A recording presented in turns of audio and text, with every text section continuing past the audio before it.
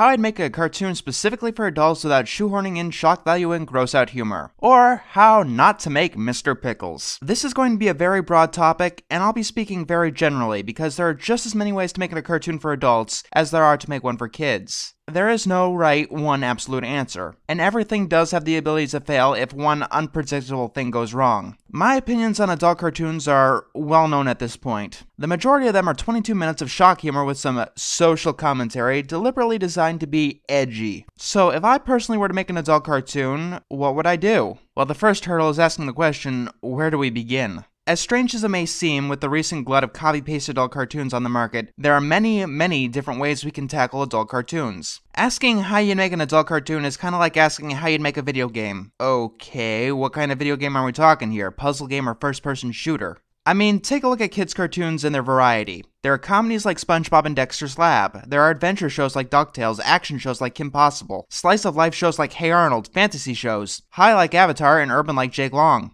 There are science fiction shows like Ben 10. However, when it comes to adult cartoons that aren't anime, this video is completely about Western cartoons, there seems to be only one genre. Adult cartoons are a comedy like The Simpsons, a comedy like Family Guy, a comedy like South Park, or a comedy like Mr. Pickles. Once in a while you get lucky and get a comedy and another genre combined like Futurama being science fiction and comedy. The only other genre that adult cartoons seem to want to tackle as a pure genre is slice of life, like King of the Hill or God, the Devil, and Bob. So, if I were to personally make an adult cartoon, I would choose a genre other than comedy. Keep in mind that the shows I use as examples for other genres do tell a lot of jokes, and utilize humorous situations. Not being a comedy doesn't exclude you from being funny or telling jokes. In a comedy, though, jokes should be your primary focus. That's what people come to your show for. Most people don't come to Avatar for its humor, although some do, as there is a lot there. But considering that most people are doing comedy, I should get my ideas about it first. Comedy is the second hardest genre to write. The only genre that's harder to write is erotica. So don't think that being funny is the easy way to write a story. Connecting two plot points together will almost always have the same reaction. Each person has a different reaction to a joke. You can write slapstick very well, but if it's animated poorly, it fails. If the voice actors can't give proper delivery to wordplay, the joke will fail. This brings us to another problem, though. You know how I said adult cartoons are pigeonholed into comedy? Well, adult-oriented comedy and animation is pigeonholed too. At most tasteful, you got the classic sitcom, just in animated form. But other than that, it's just being as shocking as you possibly can. In live-action, adult-oriented comedy, you've got parody, slapstick comedy, deadpan comedy, sketch comedy, black comedy, and so much more. Yes, there are adult cartoons that fall into these subgenres, like Robot Chicken, but most of them are cringe comedy. And bad cringe comedy. A lazy or incompetent writer will show something fucked up in place of a joke. A good writer uses it to add to the joke. Using something fucked up in and of itself as the joke is kind of like holding your house together with hammers instead of nails. Everything is going to fall apart and no one will take you seriously. That brings me to a misconception about comedy. A lot of people think that you can't take it seriously. This is wrong. People take the Three Stooges, Looney Tunes, and the like very seriously, because they took themselves seriously when constructing their jokes. They put their blood, sweat, and tears into getting every aspect of the joke right. And in turn, people take them seriously. You know, as cornerstones of comedy. Comedy is not easy, and one bad joke can ruin everything about your episode. Even if it's not as bad as House Fancy or Peter Problems, it can still take people right out of the mood. And that's something that's very hard to recover from.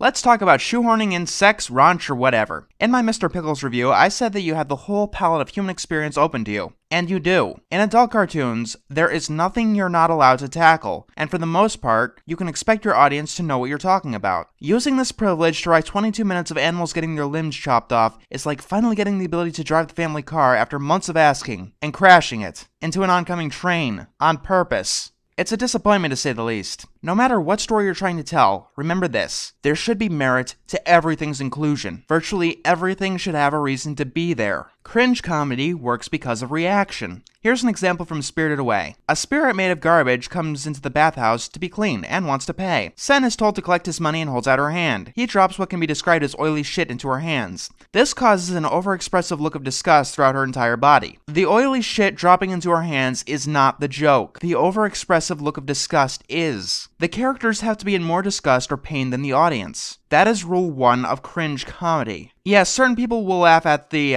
literal and figurative shit on the screen, but I thought you wanted to write for adults. And to write for adults, we have to ask, what does it mean to be an adult?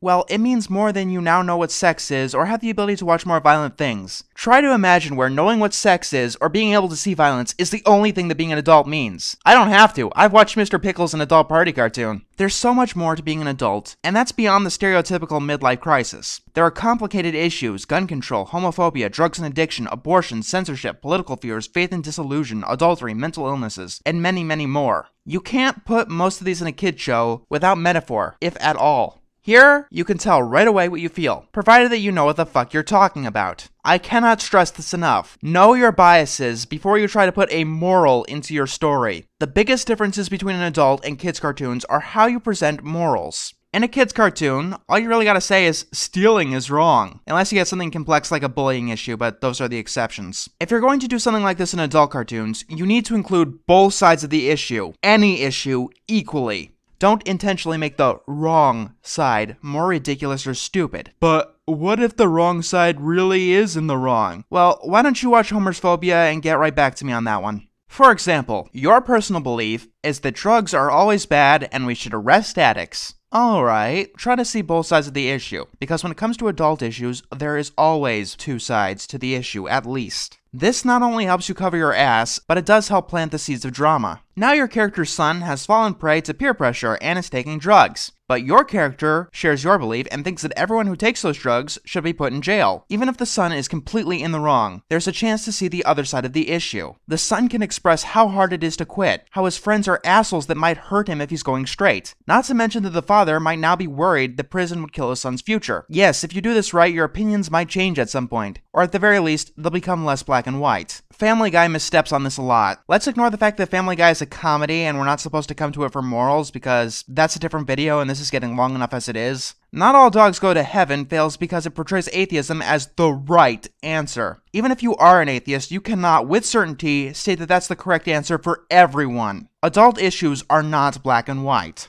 You want to get people to think about an issue, not just tell them that they're doing wrong. Make sure the argument and counter-argument are in the same episodes too. You'll look like a major hypocrite if you don't. And make sure the moral is appropriate to the correct person. Don't force anyone in your story to do something that they wouldn't realistically. Every adult issue is complex. That's what makes them adult. Someone has a mental illness that causes them to have random outbursts. This random outburst really hurts someone. It's not really the person with the mental illness's fault, but should we ignore the victim here? Or should we ignore the mental illness? Is there a middle ground? Your character, or you personally, think that suicide is always acceptable if the person wants to do it. Oops, your character's best friend in the whole wide world is secretly very depressed and has killed himself suddenly. You will offend people. It's inevitable. There are plenty of people in the world who have extreme views that they're not going to bend on. They aren't getting angry that you're giving a counter-argument. They're angry that there's a counter-argument at all. That being said, just because people are pissed doesn't mean that you're doing your job right. If you're purposely just pissing people off, then you fail. That is the biggest epic fail ever.